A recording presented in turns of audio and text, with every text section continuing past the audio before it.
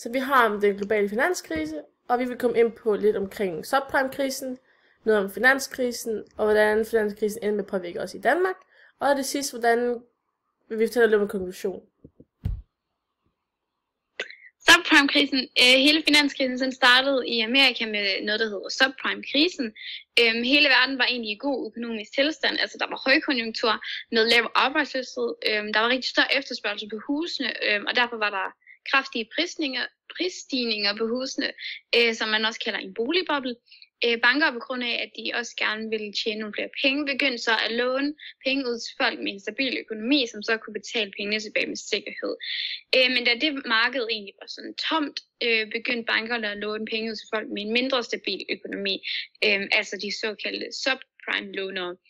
Men egentlig i løbet af 2006-2007 begyndte bankerne at se nogle sådan alvorlige faresignaler fra de her subprime-lånere, fordi der simpelthen var alt for mange af dem. Derfor valgte den amerikanske centralbank, altså banken over alle amerikanske banker, de valgte så at sætte renten op, så de kunne lægge en dæmper på den her lånefest, der var begyndt. Samtidig med med det her begyndte huspriserne at falde drastisk. Den højere rente og de faldende huspriser var simpelthen for meget for de stramme husholdningsbudgetter hos lavindkomsterne. Mange satte derfor deres hus til salg, og bankerne oplevede, at deres lånere ikke kunne betale deres lån tilbage.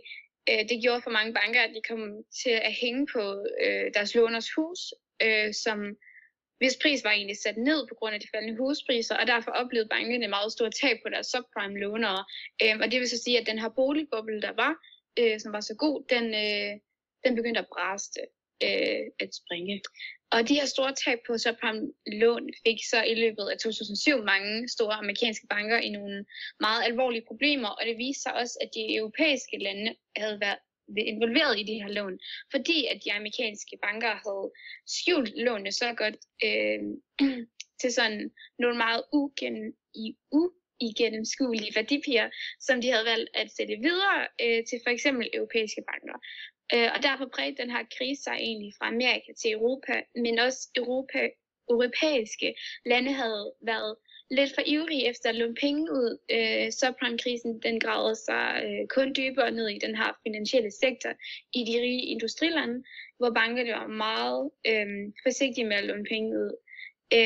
Uheldigvis lagde krisen derfor også en dæmper på den økonomiske vækst, da befolkningen ikke havde mulighed og råd til at låne penge til de større ting som biler og huse og noget i den prisklasse.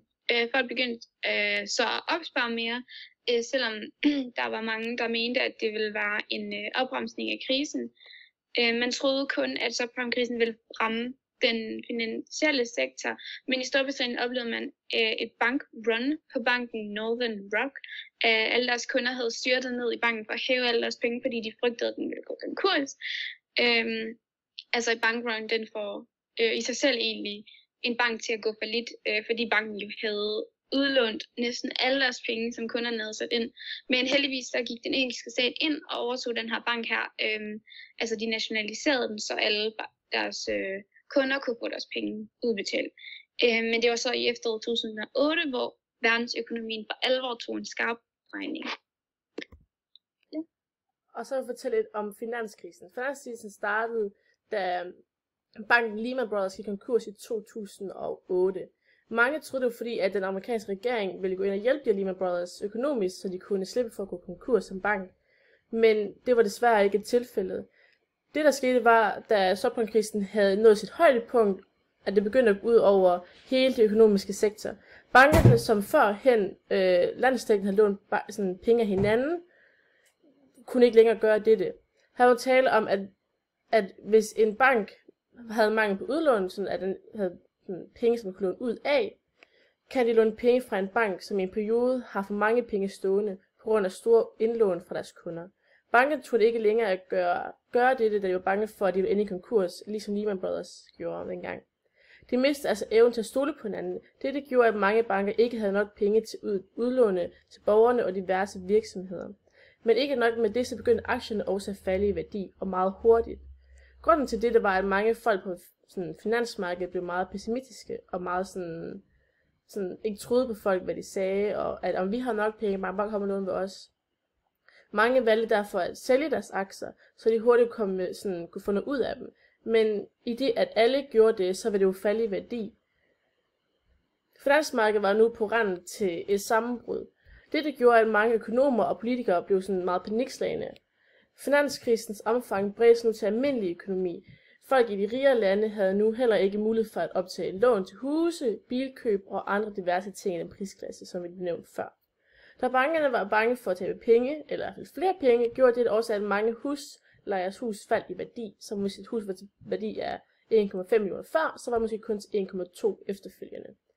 Når det sker, så begynder folk at begrænse deres forbrug og spare mere op, fordi de er bange for, at de kommer ud i nogle økonomiske kriser. Og det betyder, at det påvirker hele det økonomiske kredsløb, når der er den fald i den her forbrug her. For det medfører, at der er fald i produktion, og der er fald i produktion, så medfører det fyringer, og det betyder, at husholdningens privat økonomi forværres. Finanskrisen var nu bredt til hele verden, og det begyndte at påvirke importen fra andre lande til folk i husstandene. Folk i husstandene havde heller ikke længere råd til at købe elektronik, rejser eller tøj, og det gjorde så, at den her økonomiske sektor blev forværret endnu mere. Finanskrisen på dette tidspunkt den værste globale krise siden 1930'erne. Bilindustrien blev ramt hårdt og hurtigt. Mange bilmærker kæmpede for deres overlevelse, mærker som Opel, Peugeot, Honda og mange flere. En konklusion på alt det, som jeg har sagt her, er, at et lands BNP bliver ramt virkelig hårdt, men at mange lande fik smag på den største fald i BNP siden 2. verdenskrig. Ja, hvordan endte finanskrisen med at påvirke Danmark? Finanskrisen kom først rigtigt til Danmark i 2007, og man begyndte først at kunne mærke krisen rigtigt i sommeren 2008, hvor der var et sammenbrud i Roskilde Bank. Krisen stod på i at banksektoren fra sommeren 2008 til efteråret 2009, og her var der store tab, nedskrivninger og væsentlige likviditetsmæssige problemer hos bankerne. Som sagt begyndte det hele i USA, men som alt andet spredte det sig også til Danmark.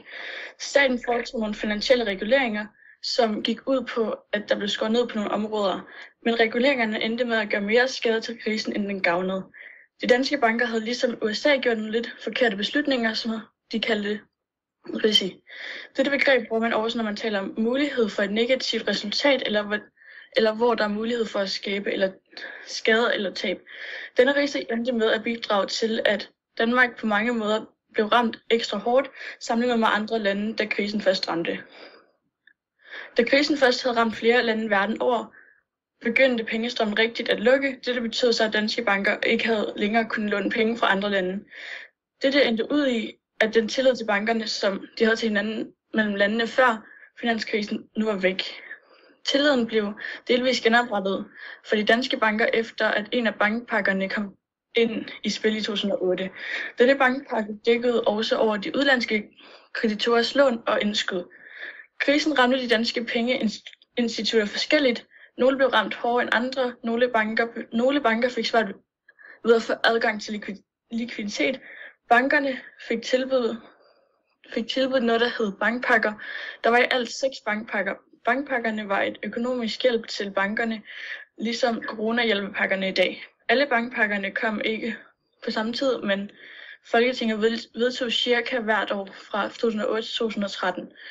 Der var også i denne periode bankpakker, der blev udgivet til 10 forskellige banker, som havde brug for det, hvilket stort set var de fleste banker. De første bankpakker blev vedtaget sammen med de statslige selskab Finansiel Stabilitet. Selskabets job var at afvirke bankerne, som var gået konkurs.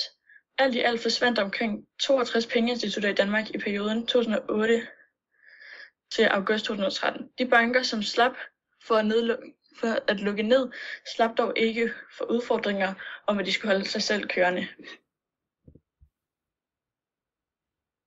Ja, krisen den endte alt i alt med at ramme den danske økonomi hårdt, og den danske økonomi faldt også kraftigt.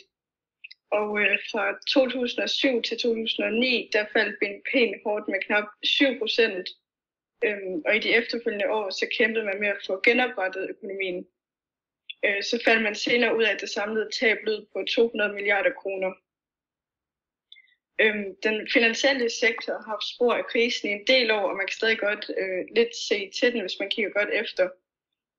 Og ikke nok med, at det gik ud over banklandskabet, som ser markant anderledes ud i dag, så er reguleringen også blevet strammet op i det danske samfund. Der er også nye ændringer, når det kommer til kredithåndværk, udlån og governance. Ligesom BNP'en faldt, så faldt efterspørgslen også, og her er der tale om deflation, altså en fald i priser på grund af den faldende efterspørgsel. Altså på grund af den faldende efterspørgsel, så gjorde det også, at virksomheder var nødt til at sætte priserne ned. Det gjorde også, at der kom en høj arbejdsløshed, som vi også nævnte tidligere i præsentationen. Og på grund af virksomhedernes fald i produktion, så gjorde det også, at den globale handel faldt. Før corona kom og svækkede den danske samfundsøkonomi, så var det faktisk lykkedes os at skabe en stærk økonomi. For vi har fået en bedre balance i forhold til tiden op til finanskrisen. Især når det kommer til de reguleringer, som er blevet foretaget i den finansielle sektor. Nogle af de reguleringer, eller de nye reguleringer, som er sket siden 2012, nogle omhandler blandt andet kapital- og likviditetskrav, investorbeskyttelse, kreditvurderinger, regnskabsregler og ledelseskompetencer. Men vi vil ikke komme ind på, hvilke ændringer, der er foretaget. Det er lidt mere indviklet og besværligt at forstå. For de reguleringer vedrører både den danske og den internationale finansverden.